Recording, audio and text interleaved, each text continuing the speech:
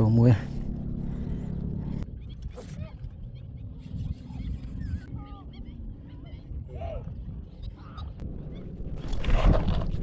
ទៀតទី2អូ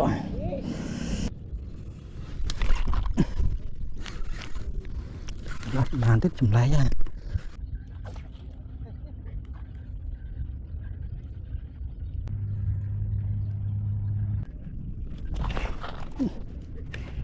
មួយទៀតបាទសួស្តីបងប្អូនទាំងអស់គ្នាបានឃើញនៅក្បាលវីដេអូមុននឹងហើយនេះជាសកម្មភាពវត្តត្រីនៅក្នុងអាងត្រពាំងថ្មដែលជាជើងទី1ក្នុងឆ្នាំ2025ហើយនេះពួកយើងកំពុងតែធ្វើដំណើរទៅអាងត្រពាំងថ្មនឹងហើយដើម្បីធ្វើការបបកត្រីផ្ទក់ត្រីដៀបអីចឹងណាបងប្អូនហើយនៅអាងត្រពាំងថ្មនេះឥឡូវគេធ្វើផ្លូវស្អាតហើយបងប្អូនផ្លូវដែលធ្លាប់លិចទឹកពីមុនមកគឺគេធ្វើស្អាតរួចអស់ហើយគេរៀបចំជាប្រព័ន្ធបន្លាយអីចាក់ជើងទេបន្លាយត្រឹមត្រូវហើយអត់មានខូចដូចមុនទៀតទេនេះយើងមកដល់ក្នុងអាងបងប្អូនពេលយើងមកដល់ក្នុងអាងយើងនឹងឃើញបងប្អូនប្រជាពលរដ្ឋនៅប្រកបអាជីវករលក់ដូរនៅទីនេះគឺគេលក់នៅខាងស្ដាំនៃផ្លូវហ្នឹងឯងបងប្អូនខាងស្ដាំនៃខ្នងអាងហ្នឹងឯងបងប្អូនបើសិនជាបងប្អូនមកបបកត្រីមិនបានទេបងប្អូនអាចមកញ៉ាំស៊ុបញ៉ាំអីសាច់អាំងនៅទីនេះបានបងប្អូនគឺសម្បូរកន្លែងញ៉ាំច្រើនហើយនេះជាទស្សនវិជ្ជាដែលយើងថតផ្ដិតយកពីលើផ្លូវបេតុងនៅជុំវិញនៃអាងត្រពាំងថ្មហ្នឹងហើយនេះគេជាផ្នែកខាងកើតយើងជិះមកលេងផ្នែកខាងកើតបងប្អូននៅផ្នែកខាងកើតនេះយើងអាចលេងដោយមិនចាំបាច់ប្រើទូកឥឡូវយើងមកដល់ហើយបងប្អូនយើងចុះមកលេងនៅក្នុងអាងហ្នឹងឯងបងប្អូនដែលជាកន្លែងដែលមានពុះពេញទៅដោយស្មៅហើយត្រីចូលចិត្តនៅបងប្អូនណាកន្លែងស្មៅច្រើនចឹងណាបងប្អូននៅកន្លែងខាងនេះខ្ញុំអាចចុះលេងនៅក្នុងទឹកបានដោយមិនចាំបាច់ជួលទូកនៅទីនោះទេហើយខ្ញុំមកដល់នេះគឺរឿងចិត្តល្ងាចដែរហើយដោយសារខ្ញុំតនេថ្ងៃត្រង់ខ្ញុំក៏ឆ្លៀតពេលមកលេងអាងក៏ចូលបបកត្រីនៅទីនេះតែម្ដងហើយនេះជាទស្សនវិជ្ជាវាស្មៅដែលយើងក្រុងនឹងលេងហើយសូមបញ្ជាក់ប្រាប់បងប្អូនបន្តិចនៅប៉ែកខាងនេះបងប្អូនបើសិនជាបងប្អូនចង់មកលេងអីសូមពាក់បិទជើងឲ្យបានស្បែកជើងកវែងស្បែកជើងចុះទឹកឲ្យបានរាងវែងបន្តិចហើយពាក់ខោជើងវែងមកហើយចងមាត់ស្បែកជើងឲ្យជិតព្រោះអីនៅប៉ែកខាងនេះសម្បូរកបីចុះច្រើនកបីវាចុះមកស៊ីស្មៅបងប្អូនអញ្ចឹងហើយឆ្លើងក៏សម្បូរដែរបងប្អូនបើសិនជាបងប្អូនមកលេងអីអត់មានស្បែកជើងក៏វែងការពារអីនឹងប្រឈមមុខនឹងឆ្លើងទៀមហើយបងប្អូន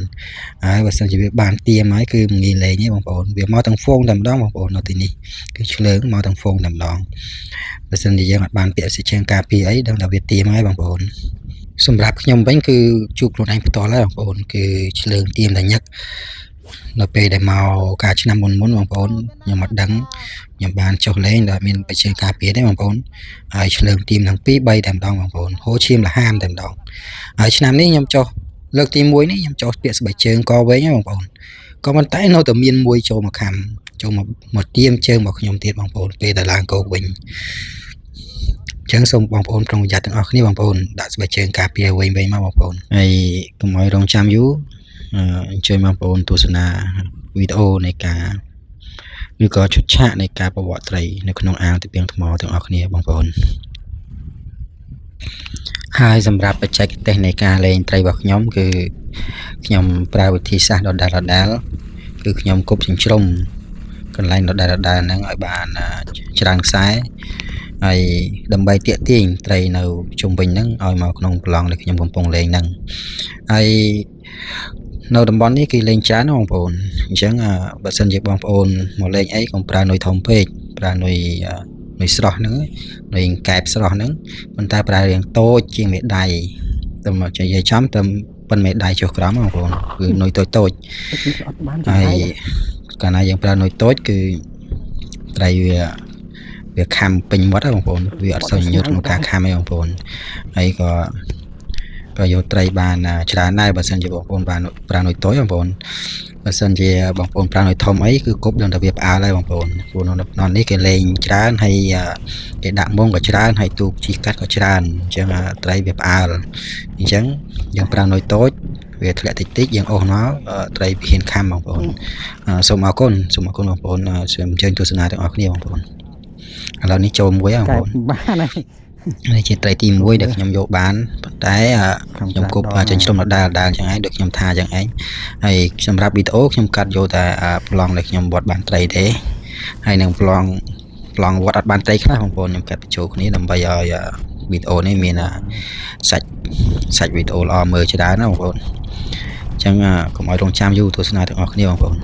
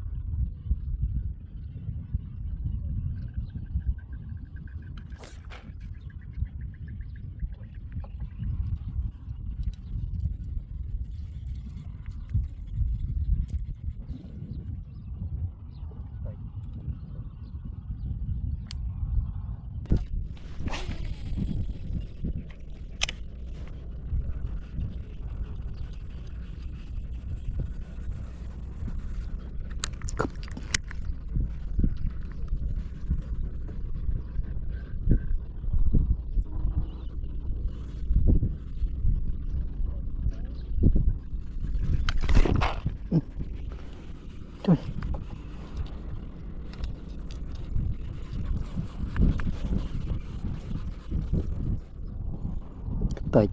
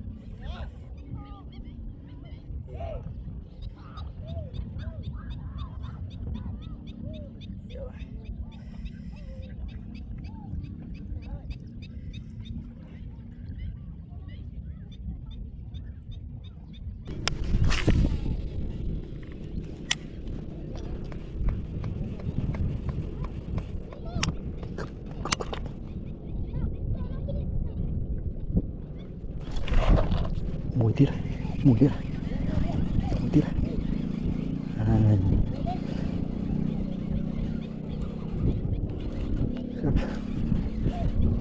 chỗ mùi tiết cái tí pi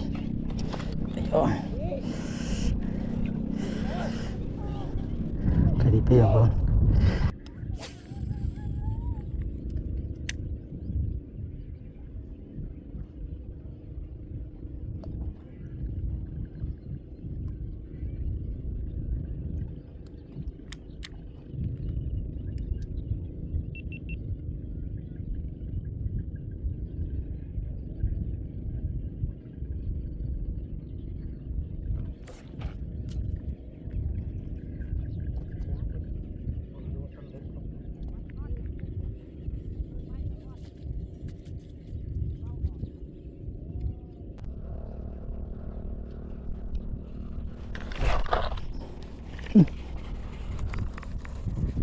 bột vinh bỏ vô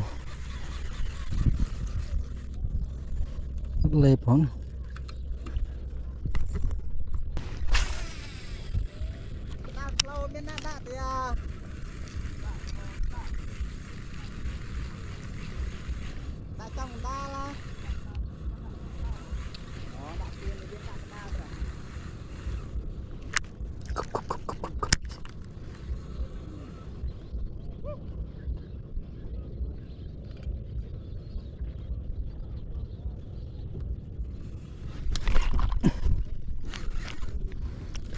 បានទឹកចម្លែកហ่ะ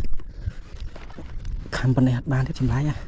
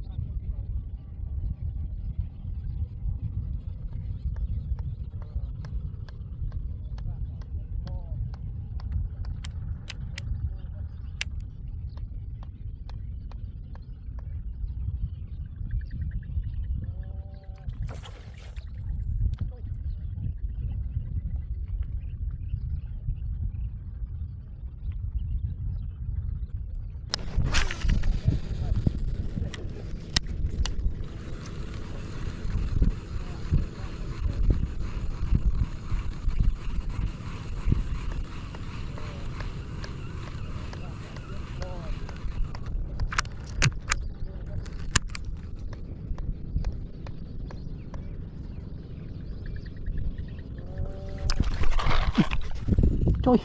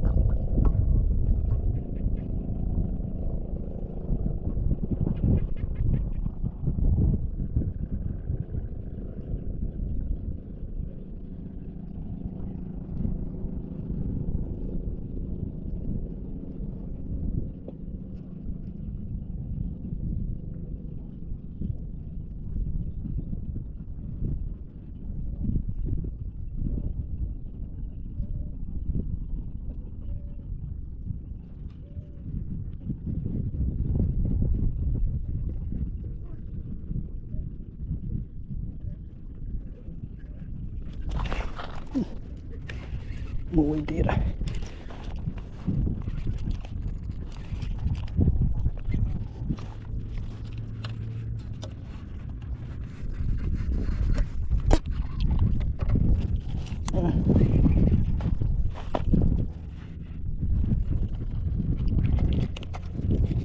ដោយត្រីអត់ណា